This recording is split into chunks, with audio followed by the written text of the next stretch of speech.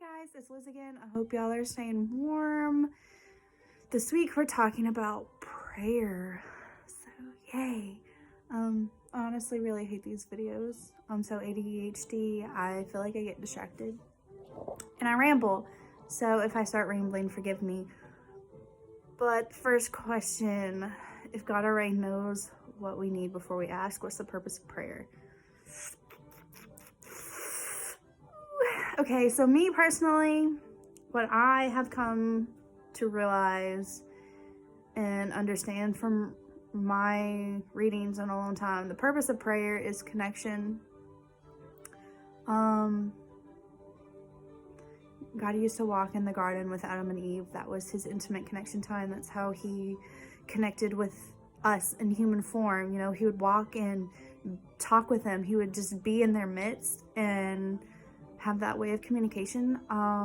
Personally, I feel like that's one of the purposes of prayer, is just opening up that avenue to have that connection and intimate conversation with him.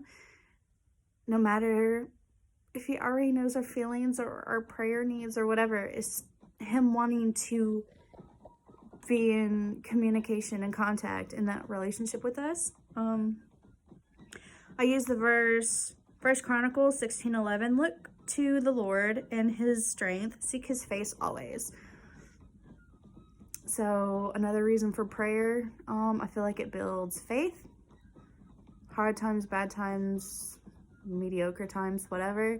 I just feel like if you give your worries and your desires and everything to him, you release it, and it just builds that faith and trust in him for him to like provide or whatever your needs need to be met. I also feel like prayer builds your heart muscle. I feel like you praying for others is a way to strengthen that humbleness in your heart, that kindness that you have in your heart. I feel like all of these are not necessarily some characteristics people are born with. They're muscles and attributes you can grow and develop. So I just feel like prayer also does stuff to your heart where it just like cleans your heart. It gets the gunk out, you know, and it just builds this humbleness that you have for praying for people that do you wrong, because honestly, that's probably one of the hardest things you got to do, is for pray for people who have hurt you. And that's really humbling. I know from personal experience, that's really humbling, and it does make you a bigger person, and I think that's another reason for prayer. Ephesians 6:18 is a verse I use for that. Pray in the Spirit on all occasions, literally all occasions, mad, upset, sad, grieving, pray. And request with this in mind. Always keep on praying for the Lord's people. Also, as well as Matthew 5:44, I tell you, love your enemies and pray for those who persecute you. Church trauma is real. Getting hurt by the Lord's people is also really, really real. And also praying for people who are not Christians. I still think they're still made in God's image, so you still gotta pray for them. So I still consider them God's people. They're just not in relationship, I guess.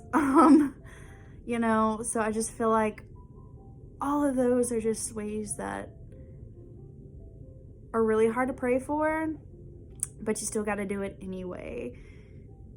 And I just think that's really important. I think it's more important to pray for those who hurt you than for yourself, honestly, and that's just from my personal experience.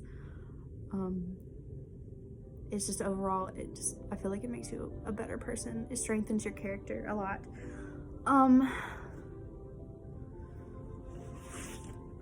Share an instance where I prayed and God answered my specific prayer. This is a hard one.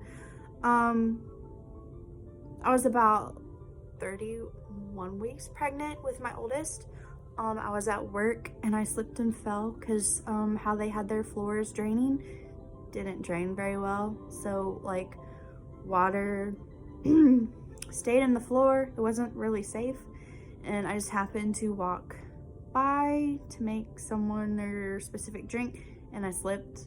I went to the hospital. I fractured my ankle, but they didn't check on my baby. They didn't ultrasound, nothing. They didn't do a heart monitor. So I literally had to beg for them to at least monitor her heart rate.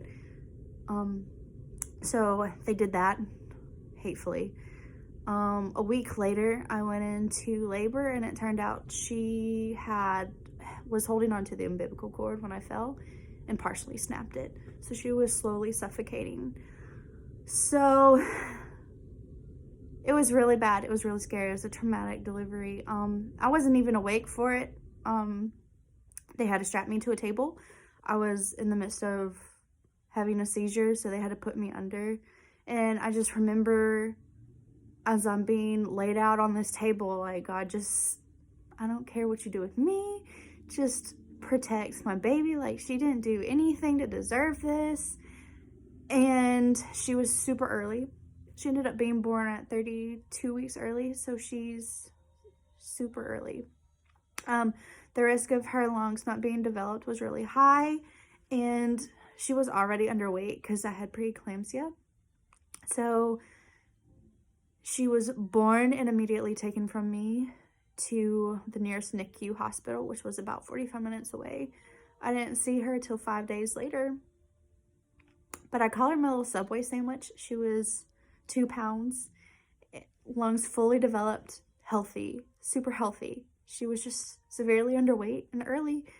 And so, yeah, so that was my prayer answered. She was healthy. She, just because she was so early, they wanted to keep her in the NICU for about a month, just to make sure nothing was wrong and just to monitor her as she gained some weight and stuff. They didn't want her to leave until she gained and weighed so much. And yeah, so that's just a miracle prayer. I'm just really, really honored by that. Sorry. But yeah. So definitely do it. Pray.